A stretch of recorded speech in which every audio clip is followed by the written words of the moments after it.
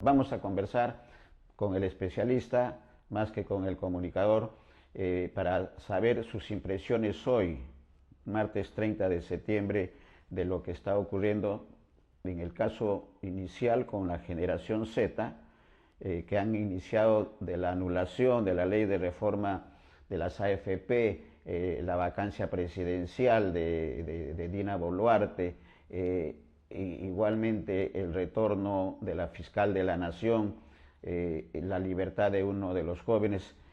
¿Cómo es que de este proceso de anulación de la reforma de las AFP a la lucha contra este establishment que, de acuerdo a la Real Academia de la Lengua, representa para ustedes, amigos televidentes, el establishment, de acuerdo a la Academia, a la Real Academia Española, es el grupo de personas que ejercen poder en un país? Y eso es lo que vamos a conversar contra este grupo de personas que está ejerciendo el poder de manera contraria a los intereses de todos los peruanos.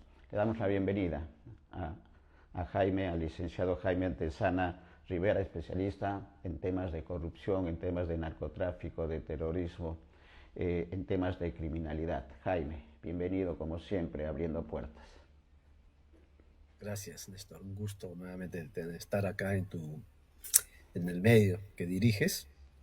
Y bueno, decirle a todos de que creo que hay que ir acostumbrándonos a llamar a esto la coyuntura política criminal, porque hoy lo político está imbuido, está metido en el crimen. Entonces hay un binomio de política y crimen, o política y delito, ¿no? A eso hemos llegado, a esto hemos llegado producto de un larguísimo proceso que no tiene que ver con el 2016, que no tiene que ver con el 2011, quizás más atrás, ni siquiera con los 90, sino con todo un proceso anterior de la evolución del crimen organizado en el Perú. Y obviamente en sus orígenes tiene al narcotráfico como el grupo criminal más poderoso, ¿no?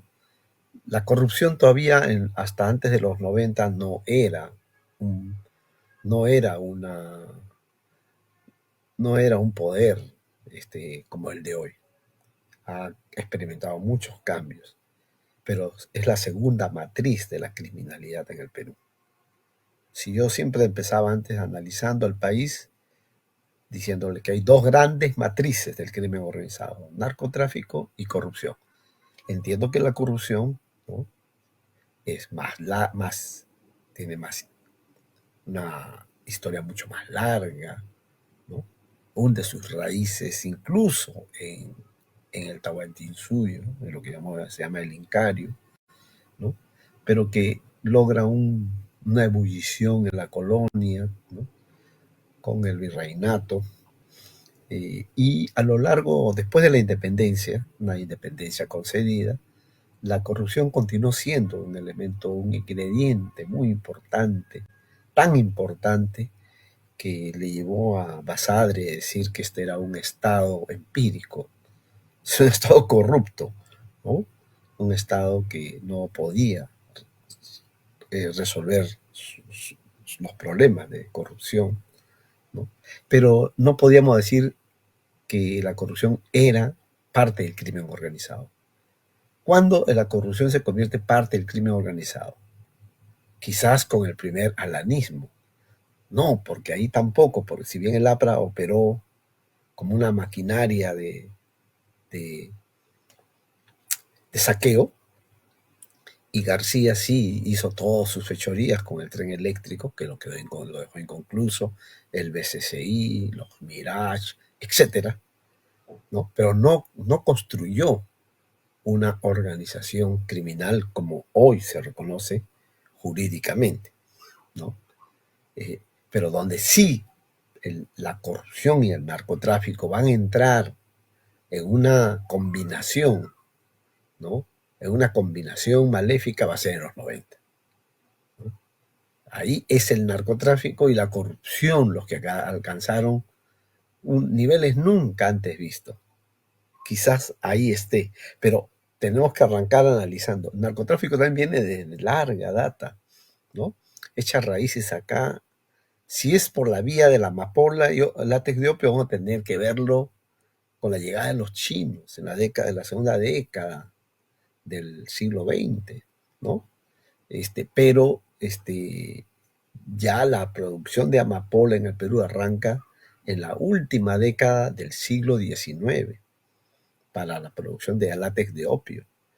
¿Y para qué era esta producción? Precisamente para los llamados culíes, que eran los chinos que llegaron acá al Perú, ¿no? A las grandes haciendas de arroz, de algodón, ¿no? Entonces, el narcotráfico tiene más de un siglo, pero el narcotráfico vinculado a las drogas de origen de hoja coca, del alcaloide de la hoja coca, eso sí es la década del 20, más o menos, del siglo XX. La látex de opio es antes. Entonces, el narcotráfico tiene sus raíces hondas en la historia de este país, ¿no? No nace con la República, pero nace poco después de la República. ¿Y cuándo nace la República? No es en 1821, con la proclama de San Martín, nace en 1824, después de la batalla de Ayacucho, ¿no? Del 9 de diciembre.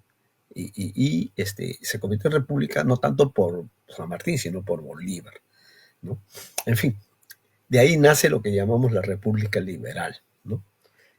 La corrupción nos ha acompañado y el narcotráfico han acompañado casi a lo largo de la República, pero van a adquirir una dimensión jamás vista en nuestra historia en los 90. Toda la década. Por eso llamamos una narcodictadura corrupta, ¿no? Es un narcoestado que exacerbó la corrupción a niveles nunca antes vistos con el Fujimorato. Entonces, miremoslo así y ahora vamos a entender que no estamos frente a hechos inopinados, ¿no? Producto de una generación espontánea. No, no, no. Hunde sus raíces en lo más profundo del ser nacional, de la historia de este país. Y eso es lo que tenemos que entender. No es que un grupo de malvados llegaron recién al poder el 7 de diciembre del 2022 aprovechando un golpe, digamos, ya no puedo decir una intentona, sino un deseo de golpe, porque solo se quedó en el deseo. Y ellos aprovecharon para el contragolpe. Hubo un conato de golpe, un verdadero error de Castillo, ¿no? Y que fue aprovechado para que le den el contragolpe. Contragolpe que ya se venía madurando desde antes que él llegue al gobierno. ¿Lo sabía? Lo sabía, pero prefirió negociar. Prefirió después de negociar el miedo, porque él negoció con el PP, ¿no? Así es que las cosas hay que decirlas como deben ser, acá no hay santos, ¿no? Entonces, ¿qué tenemos desde el 7 de diciembre a la fecha? Bueno, precisamente del 22 al 25 vamos a tener el desarrollo de 4 economías criminales. De las 13 a 15 economías criminales que tiene este país, 4 economías criminales van a adquirir una dimensión nunca antes vista, o por lo menos la coincidencia del auge, porque el narcotráfico y corrupción se adquirieron dimensiones nunca antes vistas, incluso hasta hoy. Quizás ahora están disputando el cetro de qué periodo es más importante de corrupción, pero es tan poco el tiempo que tienen y que les queda para que puedan competir con los 90 en cuanto a corrupción. Y narcotráfico también, ¿no? Entonces, pero creo que es importante decirlo, del 2022 al 2025 vamos a tener 4 economías criminales que van a adquirir una dimensión nunca antes vista. Uno, narcotráfico, ¿no? Al 2023 estábamos moviendo más o menos unos 4.115 millones de dólares. Dos, minería ilegal del oro. O sea, el oro ilegal nada más vamos a decirlo, porque no vamos a incorporar acá a los artesanales ni a los pequeños mineros, que ellos le venden al minero ilegal o a las procesadoras. ¿Ya? Hay que separar el grano de la paja. Eso movía 3.900 millones de dólares. O sea, al año 2023, ¿cuál era la economía criminal más importante del Perú? La corrupción. Movía 24.000, algo más de 24.000 millones de soles. Eso convertido en dólares es 6.500 millones de dólares. Mira, comparemos. 6.500 millones de dólares. Corrupción. Narcotráfico, 4.115 millones de dólares. Oro ilegal, 3.900 millones de dólares. Esa era la cifra que manejábamos. Trata de personas, estaba en 1.300 millones de dólares. Esas eran las 4 economías criminales más importantes. Más abajo estaba la extorsión, con 523 millones de dólares. Todo puesto en cifras porque las cifras existen, no son invenciones mías, ¿no? Tienen fuentes, ¿no? Yo he hecho un cuadro y no sé si te lo envié, pero me gustaría que la gente lo vea, porque las cifras, si bien no son la realidad exacta, porque no tienen por qué serla, todos nuestros conocimientos son una aproximación a la realidad, ¿no? Entonces son aproximaciones. Las necesitamos para poder mensurarlas, para poder medirlas, para poder saber qué está pasando, ¿no? Entonces la extorsión era 523. Pues bien, del 2023 al 2025 la cosa cambió drásticamente, ¿no? El oro pasó de 3.900 millones de dólares, primero a 6.000 millones de dólares. Lo cierto es que el 2024 estuvo, según la unidad de inteligencia financiera, estuvo en 10.500 millones de dólares, más o menos. Mira, de 3.900 millones a 10.000, alrededor de 10.500 millones de dólares. O sea, superó al narcotráfico, superó a la corrupción, ¿no? La corrupción se mantiene con esa cifra, yo estoy seguro que ha crecido. Lo que pasa es que la fuente de esta cifra es la Contraloría. Y hoy la Contraloría no quiere, pues, mostrar cifras porque obviamente nos quedaríamos estupefactos, ¿no? No estamos en 24.000 millones, algo y pico de soles, que es lo que yo decía, unos 6.500 millones de dólares. Debemos estar en 28 o 30.000 millones de soles, lo cual quiere decir que debe estar por lo menos mucho más. Pero no tenemos cifra, mejor no la decimos y nos quedamos con esa cifra. Después sigue la extorsión, y la extorsión sí subió. Estaba en 523 millones de dólares y ahora está en 1.666 millones de dólares. En soles, 6.000 millones de soles, según un estudio de aquí, de la Cámara de Comercio de Lima, que hizo un estudio con expertos, con investigadores. Entonces, así estamos la cosa. La minería ilegal ahora llega a fines del 2024 e inicio del 2025 a mover 12.000 millones de dólares. Supera todo. ¿Por qué? Excelente. Porque es precisamente entre el 2023, 2024 y este año que el dólar va a tener el precio más alto de toda su historia. Eso no es un fenómeno local, es un fenómeno planetario. ¿Por qué? Claro, Por el mundial. debilitamiento del dólar como moneda franca, como moneda de reserva, como moneda de ahorro. Entonces, como está debilitado y como Donald Trump se propuso una guerra arancelaria, eso lo debilitó. Excelente. Y la creación de los BRICS, ¿no? Liderados por China, por Rusia, ¿no? Por Brasil, por la India, y eso debilita el oro, pero debilita al dólar. Y por eso es que en un contexto altamente especulativo, la gente se agarra del oro. Y Correcto, ahora sí. estamos hablando de 3.666, es la última cifra que leí, la onza de oro. 3.000. O sea, no hay forma de competir con esto. ¿Por qué? Porque corresponde a un contexto de un desajuste planetario y a una reconfiguración Claro, ya de es la efectos multipolaridad de la economía en el mundial. mundo. Claro, entonces, por eso es que estamos como estamos. Por eso es que el oro se disparó del 2023 a este año, ¿no? Mm, Y de seguro que va a seguir creciendo porque no hay otro. Todos los países quieren tener oro.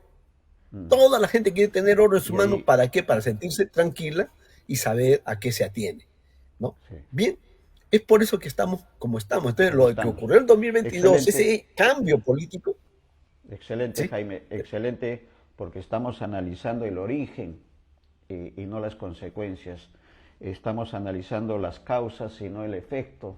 Y estamos analizando el fondo y no la forma, que es lo que se está dando y lo que se da con algunos opinólogos, especialistas que están en el mundo diario de los medios de comunicación y excelente porque eso da la autoridad para decir qué es lo que se tiene que hacer. Y el escenario actual, Jaime, 2025, 30 de septiembre, es que hay una generación Z que ha sacado un segundo comunicado, hablan de 6 movilizaciones cada vez más masiva y que han salido con una plataforma inicial que ya la están, digamos, poniendo los pies sobre la tierra, pero que tiene base real en lo que está ocurriendo con este análisis que has hecho de estas economías criminales que están eh, generando la situación en la que estamos por el control político, que ya lo hemos conversado a nivel del Congreso de la República y que se manifiesta con el gobierno de Dina Boluarte. Generación Z ya han empezado con temas muy puntuales: vacancia presidencial, reforma de la anulación de la ley de reforma de las AFP, Jaime, y también libertad de uno de los jóvenes que ha sido detenido. Hay una represión brutal de las fuerzas policiales, pero están cambiando la orientación. Están muy bien las marchas, pero las marchas en este escenario de estos tiempos actuales es muy diferente a lo de los 80 y están buscando el apoyo de instituciones como el Colegio de Abogados y seguramente van a ir también a instituciones internacionales. ¿Cuál es el panorama, el análisis del especialista al día de hoy, al 30 de septiembre 2025, con la generación Z, Jaime? Bien. En realidad hay varios elementos que caracterizan el panorama. Uno de ellos es precisamente, ¿no? La emergencia, ¿no? De la generación Z. Eh, Su despertar arranca el 13 de septiembre. Su despliegue inicial es 20 y 21, ¿no? Ellos sí señalan 7, ¿no? 7 jornadas de lucha. 6, perdón, porque el día 13 y 14 era, pero de lo que yo sé es que solo se quedaron el 13. Fue una movilización de 600 personas, 600 jóvenes más o menos, con alguno que otro gente que siempre se suma a este tipo de protestas, ¿no? Este, la del 2021, sobre todo la del 20, es la que tuvo una mayor importancia. Ahí ya no eran 600, sino sumaron varios miles, ¿no? Y la protesta adquirió una dimensión mayor, no solamente mayor, sino una resistencia y una vitalidad que a mí me indicaba de que estaba surgiendo un nuevo actor, ¿no? Espero que se convierta en un movimiento como lo ha sido en Indonesia, en Nepal, porque ellos pretenden emular a la generación Z de esos dos países que lograron producir cambios abruptos, ¿no? Radicales en los establishment político, allá podemos decir, con políticos corruptos, ¿no? En Indonesia, primero en Indonesia y luego en Nepal. En Nepal ya fue, ¿no? Prácticamente una revolución.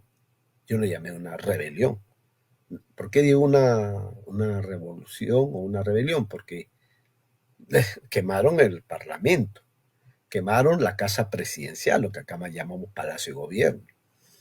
También quemaron las casas de los ministros, ¿no? Y quemaron la casa del primer ministro, donde murió, no fue un asesinato, sino donde se quemó la esposa del primer ministro, ¿no? La gente, los políticos, los ministros, los congresistas, ¿no? Salían de los pisos de sus edificios, eran sacados por helicópteros, ¿no? Entonces, destruyeron todo lo que pudieron. Eso fue una revolución, ¿no? Así son las revoluciones. No crean que las revoluciones son como la que algunos han soñado, no, no. A veces ocurre esos dos procesos, ¿no?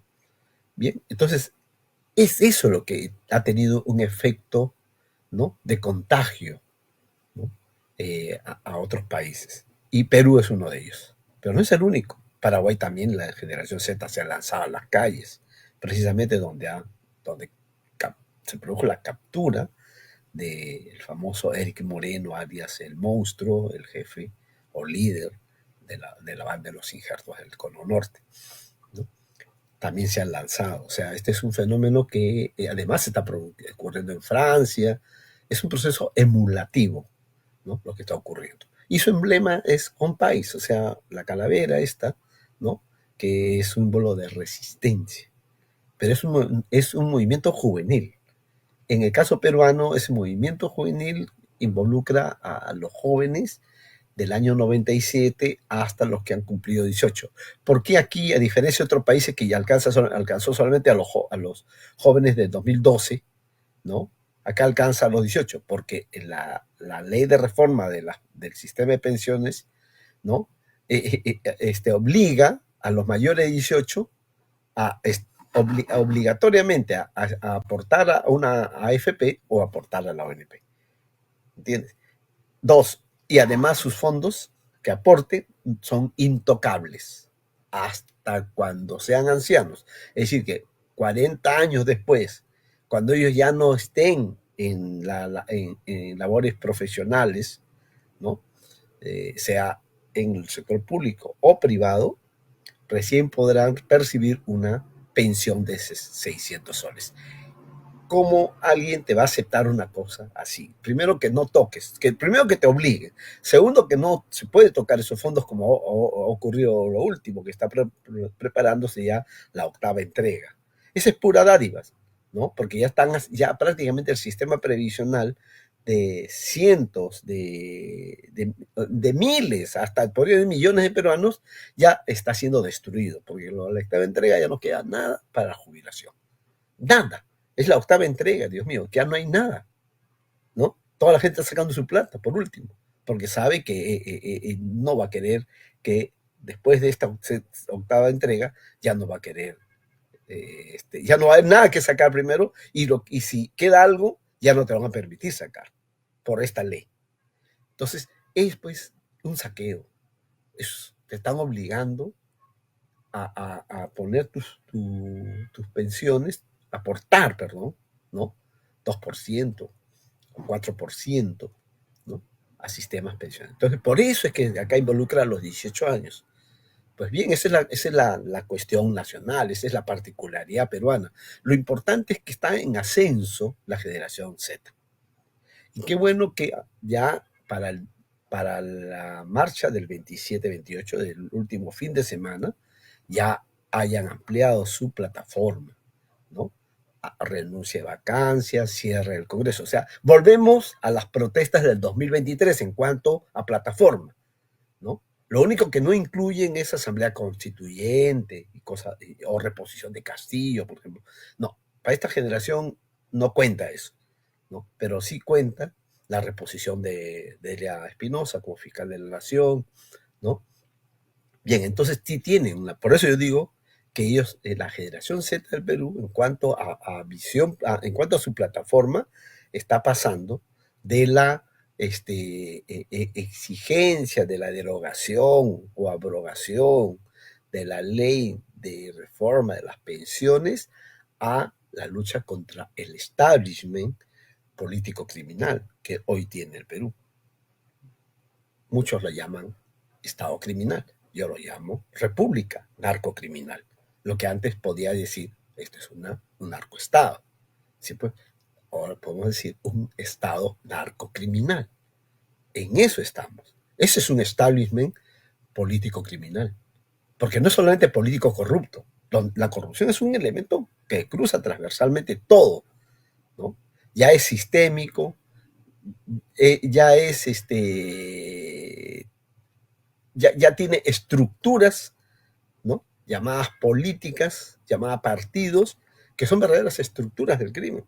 APP, Podemos, Fuerza Popular, ¿no? Renovación Popular, se dedican al saqueo, ¿no? Se están llevando la plata en carretilla, en las obras, en los negociados, en los contratos. Si se abriera todo, la prensa tiene la prensa realmente de investigación tiene un enorme trabajo ahí, ¿no? Porque estamos viviendo un saqueo. Y eso viene del año pasado, ¿no? A nivel de gobierno regional, la PP. Los gobiernos regionales que están bajo su control son verdaderos aparatos de saqueo abierto y descarado, donde están el sector salud, en el sector de construcción, ¿no? Que a ellos les interesa mucho construcción y salud, y ahí tienen sus ministros. Olvídate los estropicios que están haciendo.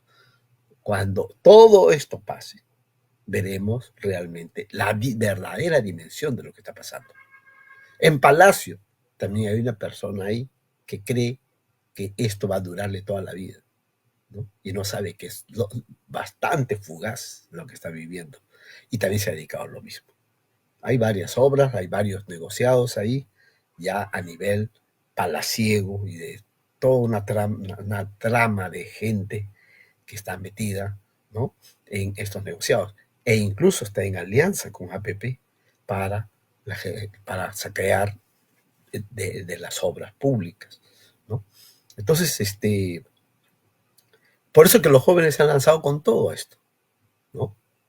Ese es el rasgo más importante. Ahora se van por una plataforma mayor. Bueno, están en la misma plataforma, la han sintetizado mucho mejor en su pronunciamiento o manifiesto al país, ¿no? Pues bien, están llamando a alianzas. No me tienes que contar nada sobre la reunión con el decano del Colegio de Abogados, porque yo fui el que propició ese encuentro, ¿no? O sea, te lo digo porque yo no soy solamente un observador y una persona que examina los hechos que están pasando en el país desde la perspectiva del narcotráfico o del crimen organizado, sino también a veces por ahí me meto un ratito para apoyar. Y yo he sido el de la idea, que no es una invención mía, viene de Colombia, de que debemos marchar a un pacto histórico en el Perú. Todos los retazos de esta nación en destrucción, de esta república, que ya no queda nada de república, de esta democracia vaciada, el concepto de Alberto Vergara, ¿no? El vaciamiento democrático, de este Estado de Derecho que ya no existe, ¿no? Porque ya no está de derecho, ¿no? Lo único que quedan son resquicios en el Poder Judicial, porque el Ministerio Público lo tiene, el Tribunal Constitucional lo tiene, Consejo Nacional, perdón, Junta Nacional de Justicia, que era lo mismo, casi un sinónimo del Colegio Nacional de Magistratura, Consejo Nacional de Magistratura, en manos de ellos, Defensoría en manos de ellos.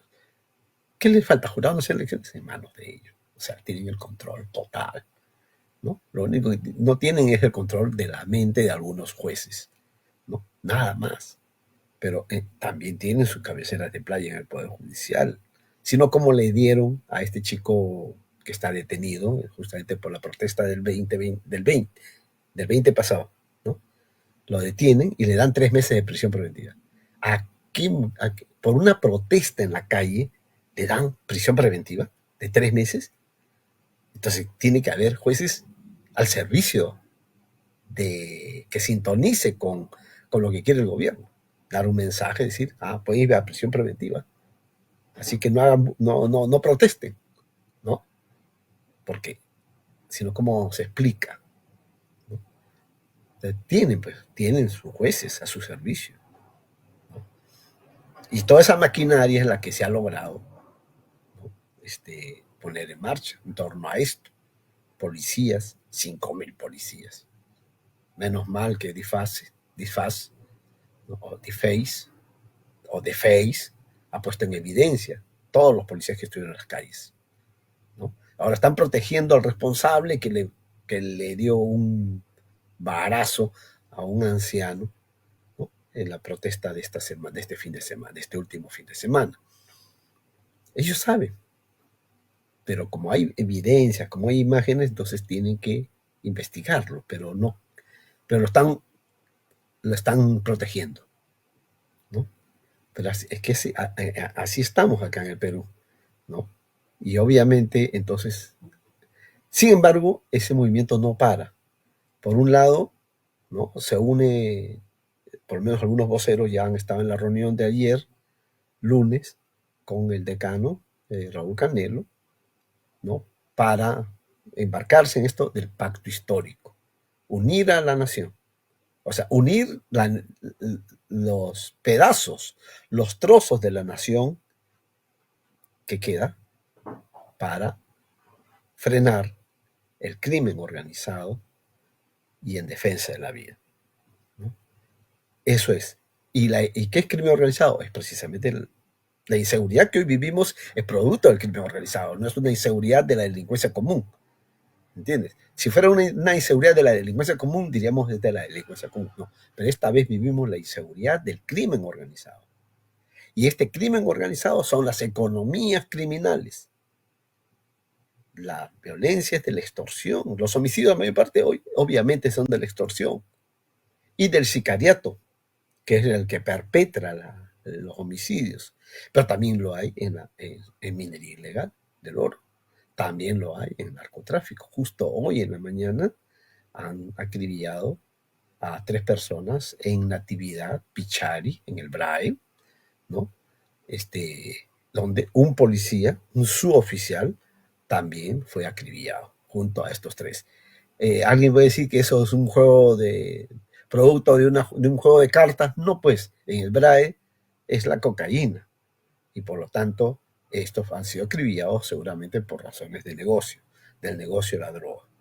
¿Dónde ha Estamos, sido? En Natividad, ¿no? Y así sí, estamos.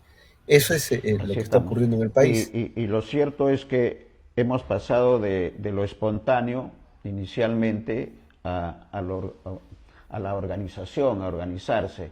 Y en el último comunicado, para el comentario Jaime, el Grupo Z dice 2 párrafos para el comentario.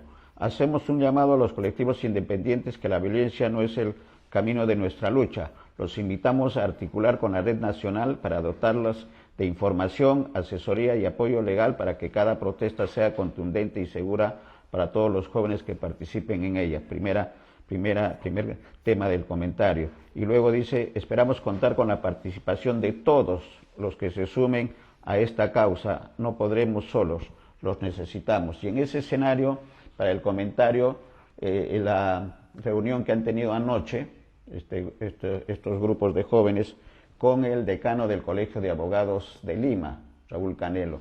Y ahí ya se está hablando de un pacto histórico, de un acuerdo nacional. Entonces, ¿qué comentario, qué análisis del especialista Jaime? Me parece que lo que dicen en el pronunciamiento, ¿no? Es que por un lado están llamando a la autoorganización de los jóvenes de todo el país, ¿no? Creo que ahí está una de las falencias, ¿no? Básicamente la vitrina, la plaza principal ha sido Lima, ¿no?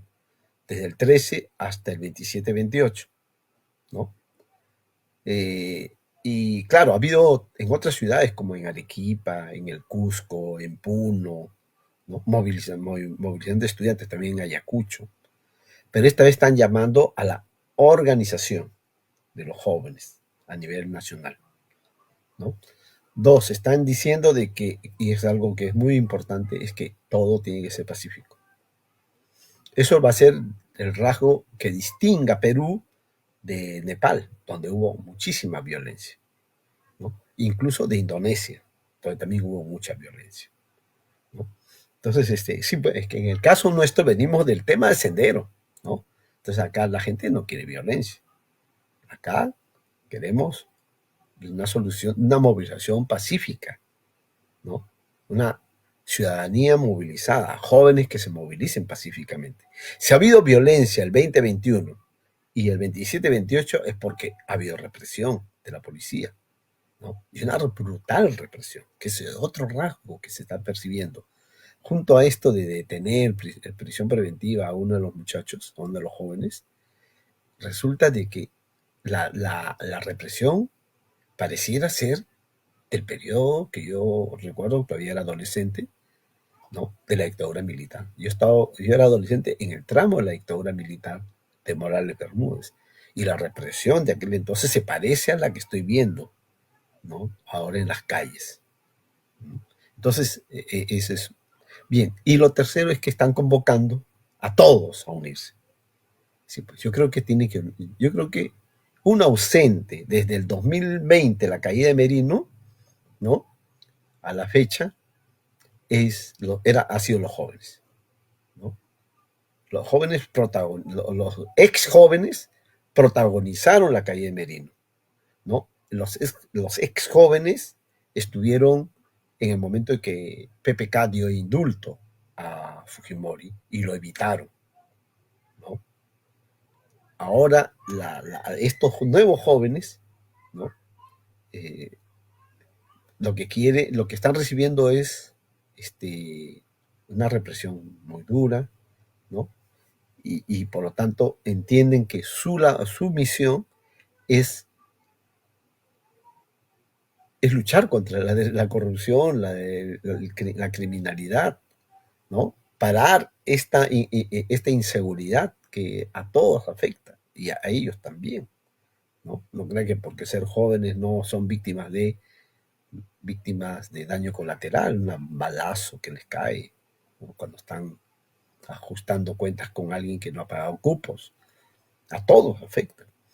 Entonces, no pueden caminar nadie seguro, porque ahí también tienen ellos sí son víctimas más de la delincuencia común.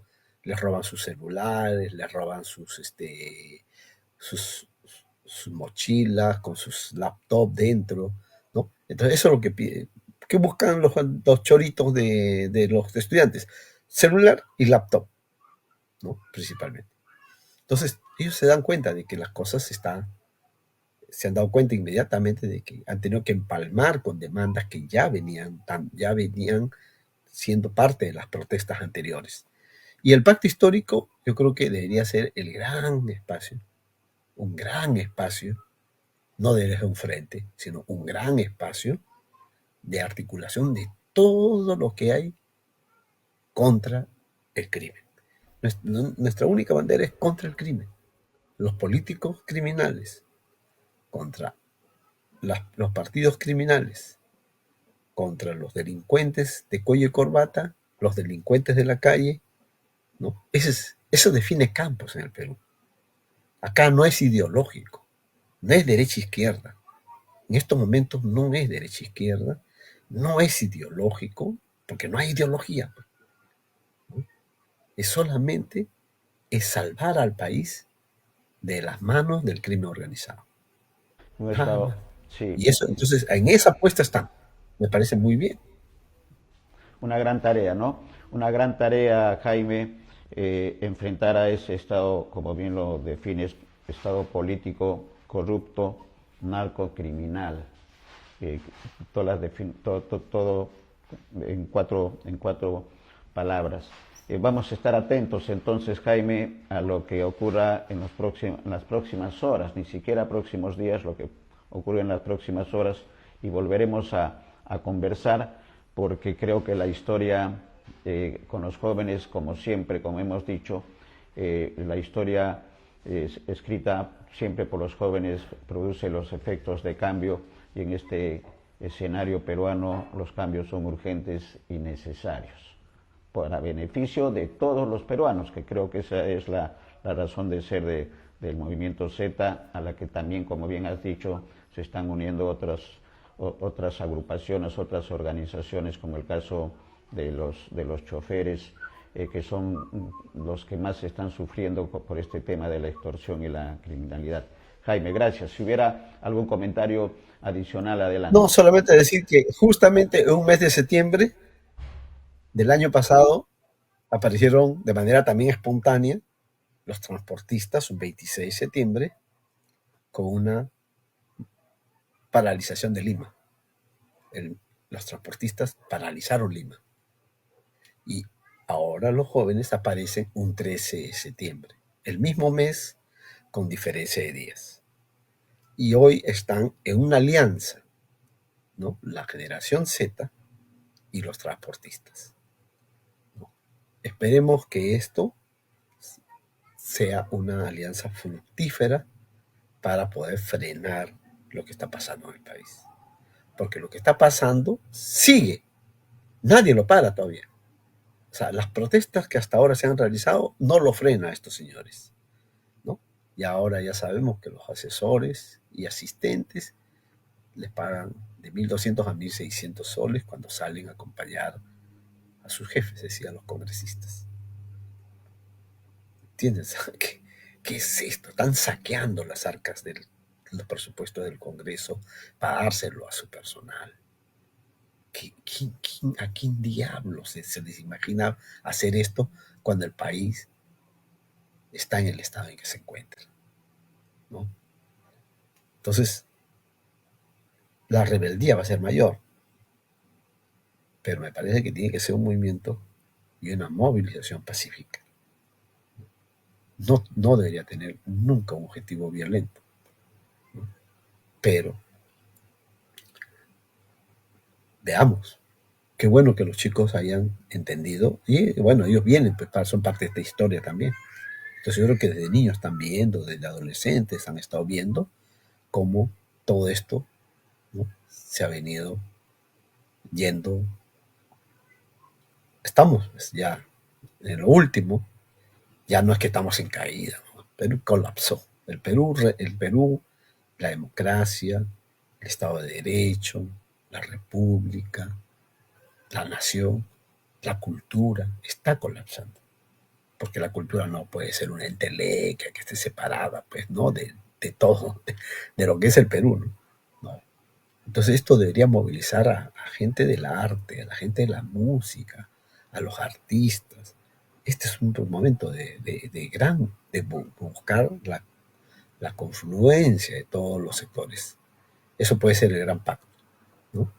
Y esperar que también la marcha de sacrificio de Patas se una a esto. Tiene vitalidad, viene de los Andes, tiene que ser un movimiento independiente de APP, del APRA y de los resabios que tiene el APRA y APP, y tiene que ser limpio del mundo criminal, porque Trujillo es el corazón, uno de los grandes corazones de las mafias en el Perú. ¿No? Ahí hay oro ilegal a raudales, ahí hay narcotráfico como paso, como zona de condicionamiento, de acopio y acondicionamiento de la cocaína. Esa es zona del corazón de los pulpos, de la jauría, ¿no? Entonces, que son los que han convertido a Trujillo en la zona ¿No? más violenta del Gran Perú. responsabilidad Entonces, de todos. hay que entender lo que está ocurriendo en el país, tener una mirada de conjunto para que sepamos cómo se nos está yendo de la... Como lo estamos haciendo, ¿no? Analizando el origen para buscar y no las consecuencias para buscar las soluciones, ¿no?